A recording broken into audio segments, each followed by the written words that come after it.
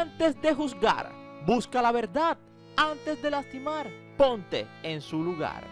Aquella frase podría haber caído perfectamente en Mickey Rourke, aquel protagonista junto a Kim Basinger del clásico 9 semanas y media del 86. Ese mismo actor que en los 90 comenzó su imparable transformación física al punto de llegar a exaltar los sentimientos de su propio público, su fanaticada. Y para muchos pareciese que le cogió gusto a las intervenciones estéticas. Así que sería fácil juzgar, pero pocos saben que Mickey, aunque nació en Nueva York, se criaría en un barrio marginal en Miami. Así que en un ambiente delictivo y pobre, haría que poco a poco fuese creciendo con una experiencia en la calle muy avesada. Y ese mismo carácter terminaría fraguándose cuando su hermano mayor de 17 años fue diagnosticado con cáncer. Perecería 6 meses después de aquel diagnóstico. Eso hizo que Mickey tuviera un carácter fuerte. Eso lo convertiría en un tipo duro, pero también sensible, con un rostro diferente al resto de los actores de la época y un físico envidiable. Así que a ese carácter y físico lo mezclaría con el boxeo. Así que una personalidad que se mezclaba con su rostro, una mezcla de dureza y también muy vulnerable. Había una fragilidad que formaba parte de su naturaleza. Así que esa turbulenta adolescencia marcaría para siempre el carácter del artista. Cuando hizo la película La Ley de la Calle de Francis Ford Coppola, hizo el papel del chico de la moto. Un simple papel, pero que definía un carácter y unas actitudes desafiantes y conflictivas, las mismas que tenía en la vida real. Cuentan que cuando entraba a una reunión, y si un tipo en la reunión lo miraba raro, le preguntaba: oye, ¿qué me miras? Tanto así que incluso en las memorias de Rob Lowe, Stories I Only Tell My Friends, historias que solo cuento a mis amigos, rememora su primer encuentro con Mickey Rourke durante el rodaje de aquella película Rebeldes. De pronto entró un hombre vestido como un vagabundo. Tenía el pelo largo y sucio, una barba de 3 días y unos pantalones de cuero a lo Mad Max, rotos y manchados. Los demás actores susurran: ¡ese es Mickey Rourke! Sí, era Mickey Rourke, el preferido por una ola de actores jóvenes que veían en él como si fuera el hijo predilecto de Laurence Olivier. Es el próximo James Dean, diría un asistente. Y cuando digo los que hablaban, no eran cualquiera. Eran grandes promesas del cine norteamericano de los 80, porque además de Rob Lowe, estaba Matt Dillon y Tom Cruise. Así que eso suena a una paradoja. Cuando hubo un día en el que el nombre de Mickey Rourke lo significaba absolutamente todo y el de Tom Cruise nada. Eran comienzos de los 80. Ahora es al revés. Ahora Mickey se hace famoso por polémicas declaraciones, como cuando a comienzos del 2022 criticaría a Tom Cruise y lo llamó irrelevante. Ha hecho el mismo papel de Top Gun durante más de 35 años. No le tengo ningún respeto, diría Mickey Rourke. Así que, como de nuevo una paradoja, solo salen los titulares por las declaraciones polémicas o por sus intervenciones estéticas. Literal, así es la vida ahora de Mickey Rourke. Aunque la noticia, casi siempre de él, gira más hacia su rostro, del que un día fue uno de los hombres más bien parecidos del mundo. Ahora Rourke tiene más de 70 años en la actualidad, y lejos de los tiempos en los que Los Angeles Times lo definía como un joven león de Hollywood, un actor con la intensidad melancólica del primer Marlon Brando, la electricidad de James Dean y la carga emocional de John Garfield. ¡Wow! Imagínense, una mezcla tan suculenta. Y para la muestra, su debut sería un botón. Debutó en la película 1941 como el soldado Razor Rizzi. en 1979. Ese desaliñado soldado que no creía ni siquiera en los superiores, y mucho menos obedecía las órdenes. Parecía una oda auténtica a la libertad. Entonces, un tipo que parecía que todo lo que tocaba se convertía en oro, como el caso de aquella película bastante irregular y floja, con un guión malísimo, pero que a diferencia de su guión, tenía una cosa muy buena, y eran sus dos actores, Kim Basinger y por supuesto, el guapo de la época, Mickey Rourke. Esa película se llamaba 9 semanas y media. Un film mediocre que se hizo muy famoso, más famoso de lo que todo el mundo creía, gracias a sus dos protagonistas, o simplemente a Mickey Rourke. Entonces, ¿qué truncó su prometedora carrera? El chico favorito de todos los directores, que todos lo querían en sus películas. ¿Qué pasó con aquella estrella que dejaba su huella en hoy en día clásicos, a principios de los 80? En películas como Body Hit, Diner, The Pop, Rebeldes. Así que ¿qué pasó con aquel actor que también rechazaba papeles, como el de Pulp Fiction? Simplemente porque no le gustaba el abrigo del director. La respuesta es clara. El mayor problema de Rourke ha sido y sigue siendo el mismo, Rourke. Y él es consciente de eso, como cuando dijo: he tenido grandes momentos en algunas películas, momentos que la mayoría de los actores que hay ahora no podrían interpretar en toda su vida, pero también he cometido algunos errores. No culpo a nadie más, sino a mí. Solo espero poder aprender de ellos. Y sí que ha aprendido. Así que de un chico que creció en un barrio pobre, que perdió a un hermano de cáncer cuando este solo tenía 17 años. Ese mismo que se haría famoso en los 80. Ese mismo que tendría un sinfín de amoríos. Entre esos, con Debra Fowler, con quien se casó en el 81, pero que muchas veces no le fue fiel. Con Carrie Otis, con quien se casó en el 92 y siguió en las mismas. Ese mismo que se enamoró de una mujer, una modelo rusa, 35 años menor que él. Una joven mujer que literal, como dicen los medios, salvó a Mickey Rourke. Esa misma que presentaba con el pecho en alto en 2010 y que, como él mismo dijo, no la cambiaría ni por 20 Óscares. Desde entonces, llevan más de 12 años juntos, conviven en un apartamento en Nueva York. Y desde entonces, Rourke jamás volvió a ser protagonista de ningún escándalo o situación que ponga en riesgo todo lo construido en este último tiempo. Así que si quieres saber más de Mickey, y como dije desde un principio, antes de juzgar, busca la verdad y ponte en su lugar. Así que siéntate, relájate y disfruta, porque somos 007 Ernie Videos, tu mejor opción en YouTube. Y cada día somos más, y tú eres nuestra estrella. Mis estrellas, esas que tanto quiero, sueño y sé que ellas me quieren a mí. Mis estrellas.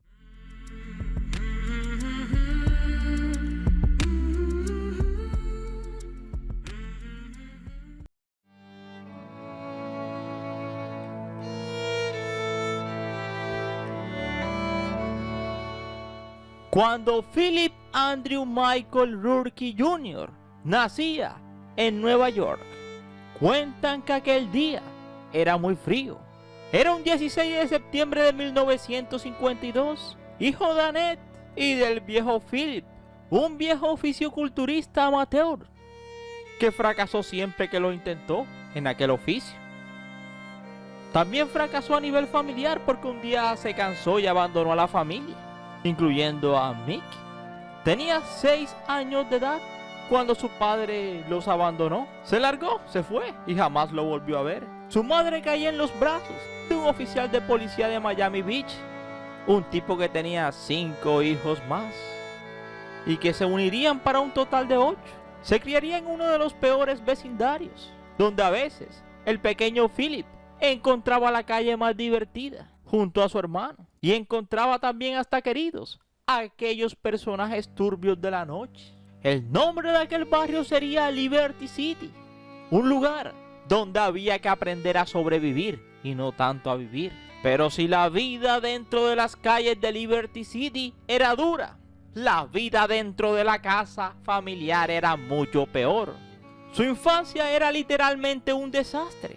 Por eso quizás jamás se le cruzó por la cabeza tener hijos. Si voy a traer a alguien a este mundo, voy a hacerme cargo de él. Y si no puedo garantizar eso, no me merezco tener un hijo. Mi infancia fue tan horrible que si alguien me da a elegir entre volver a vivirla o no, preferiría no hacerlo. Cuando era niño, solía soñar cuando estaba acostado y se preguntaba por qué no podía vivir en la casa de la esquina de otra persona. Así que el siempre cálido y peligroso poco a poco iba creciendo y encontraba refugio. Era en un gimnasio cerca de su casa. Así que si en Miami tenía amigos ladrones, vividores, no sabía nada de Nueva York. Sí, se había ido de Miami y había llegado a Nueva York, ilusionado con una obra de teatro en la cual había participado en Miami. Pero ilusionado con Nueva York, se compró un pasaje para estudiar en el Actor Studio. Tenía en ese entonces 18 años, o quizá más. Nadie está muy seguro de su fecha de nacimiento y por ende de la edad de Rocky. Ya en Nueva York, persiguiendo su sueño, vivió en hoteles, en muy malos hoteles, llenos de locos. Cuenta que una vez vivió con un compañero de cuarto que cultivaba plantas dentro de la habitación y muchas veces terminaba sentado en la oficina de un Western Union con un montón de lunáticos, esperando $10 que le mandaba a su abuela una vez por mes, porque todo el dinero era para la clase de actuación. Eventualmente, Elia Kazan lo vio y dijo que era la mejor audición de un estudiante que había visto en mucho tiempo. Le ayudó a conseguir un pequeño papel en Body Hit, un pequeño clásico. Su escena era mínima, pero inolvidable. Después apareció la película Diner de Barry Levinson.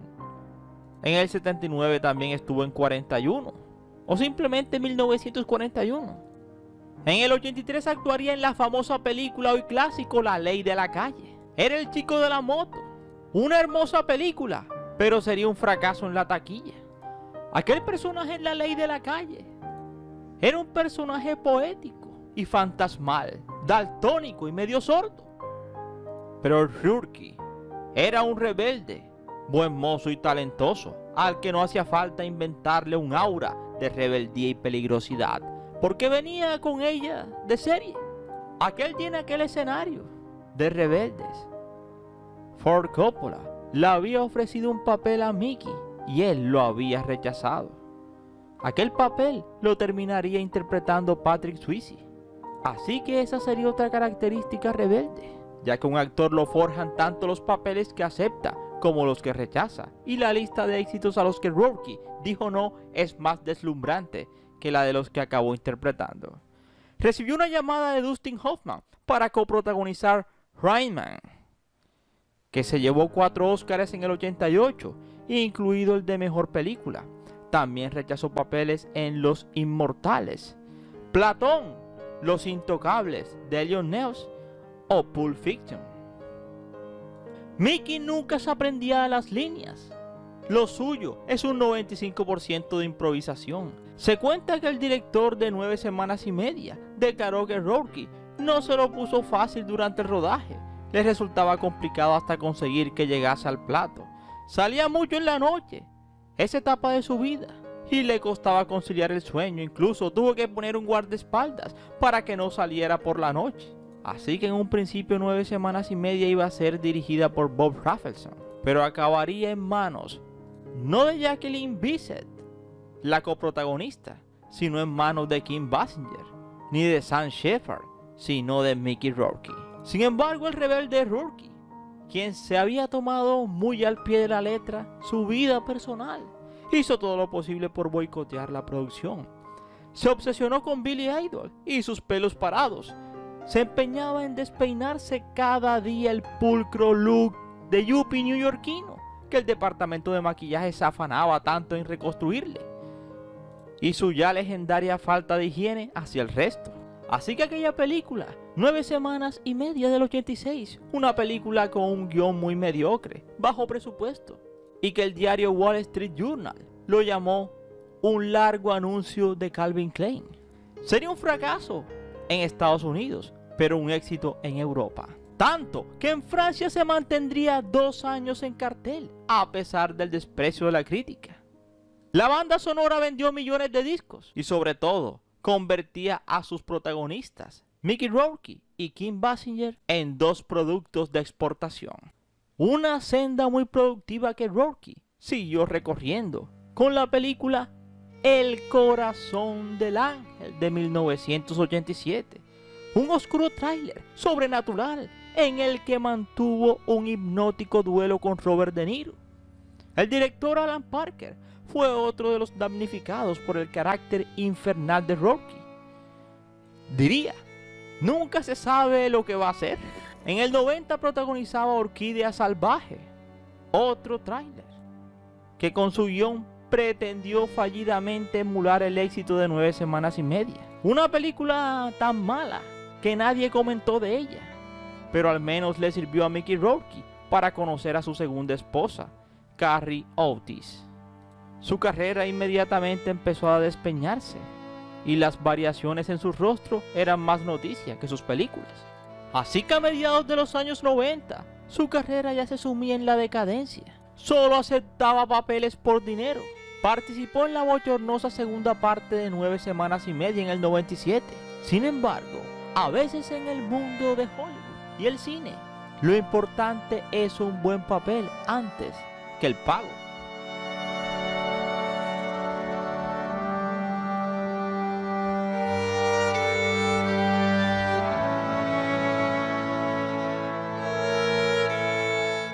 Regresaría a comienzos de los años 2000, en 2005, en la película Sin City y luego en El Luchador. Pero es aquí donde hay que hacer un punto de inflexión. Después de estar un tiempo fuera del mundo del espectáculo, regresaría tomando decisiones basadas no en la categoría de un guión para una película, sino en el dinero. Así que hay veces que primero está la calidad que el material. De hecho, cuando en una fiesta le preguntaron por qué había protagonizado la película de terror inédita 13,50 cents, él respondió sin rodeos: por el dinero. Aquella película sería terrible. Y lo hizo de nuevo en una película llamada Java Hit. Tendría que esperar hasta la película El Luchador del año 2008. En aquel momento tenía casi 56 años. Entrenó durante meses, hizo todas las escenas de riesgo y se sumergió en una historia de un luchador en decadencia que le recordaba mucho su propia historia. Aquella película, sin querer siendo, terminaría siendo un clásico. Ganaría un Globo de Oro y una nominación al Oscar, que acabó en manos de Sean Penn. De nuevo apareció en Iron Man 2. Sin embargo, a pesar de su triunfo, detrás de esa turbulenta vida dedicada al cine durante años, se encuentra un hombre separado de Carrie Otis, esa compañera suya en los 90, que luego lo acusaría de maltrato. Cuentan que a finales de los años 90, el único refugio que tenía el actor eran sus perros. Empecé a autodestruirme cuando todo se vino abajo. No hacía películas, ya no era famoso y para remate mi esposa me abandonaba. Pero los perros estaban siempre ahí. No tengo hijos, así que ellos son todo para mí. Cuando estaba realmente mal, recuerdo mirarles y comprobar cómo ellos me animaban a seguir y a cuidarles. Lejos habían quedado los días de éxito cuando podía hacer locuras como comprarse 6 Cadillac al contado en una noche. Llegó a pagar $500 al mes por un apartamento de una habitación con un patio para sus perros. Al fin y al cabo eran su compañía y su gran apoyo, especialmente un chihuahua llamado Loki, con quien era frecuente verlo en las alfombras rojas.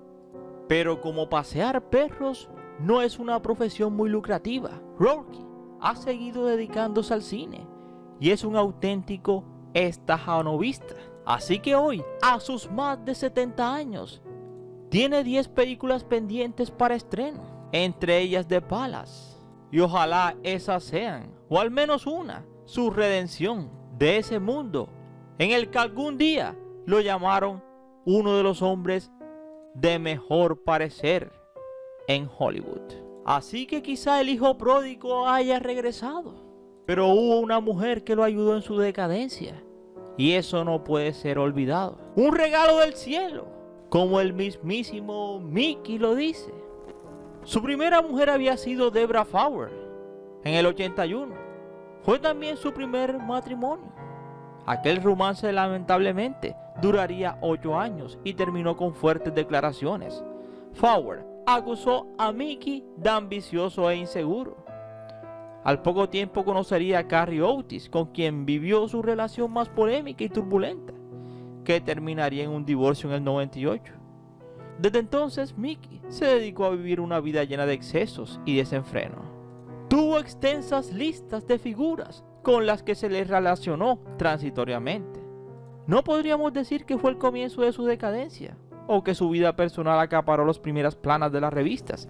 Consiguió una mujer que le devolvió la paz en su vida. Su nombre, Anastasia Makarenko, una modelo rusa que actualmente tiene más de 35 años.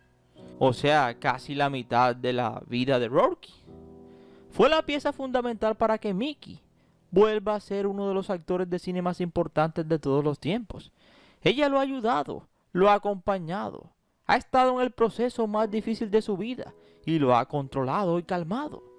En el año 2010 el galán presentó a su flamante pareja y le aseguró a una revista: no la cambiaría ni por 20 premios Óscares. Además habló de ella con total admiración, sinceridad y sobre todo un amor que aún hoy profesa de la misma manera. Actualmente la pareja lleva 11 años juntos, conviven en un apartamento en Nueva York, y desde entonces Rourke jamás volvió a ser protagonista de ningún escándalo o situación que ponga en riesgo todo lo construido en este último tiempo.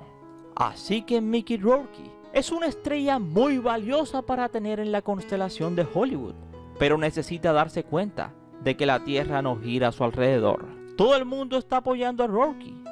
Así que simplemente desde 007 Ernie te deseamos lo mejor, Mickey Rourke, te lo mereces. Y como la frase al comienzo de esta historia es: antes de juzgar, busca la verdad, y antes de lastimar, ponte en su lugar.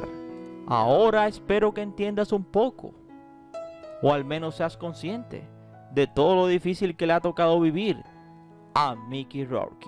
Y quizás su rostro sea un reflejo de eso, simplemente de sus cambios.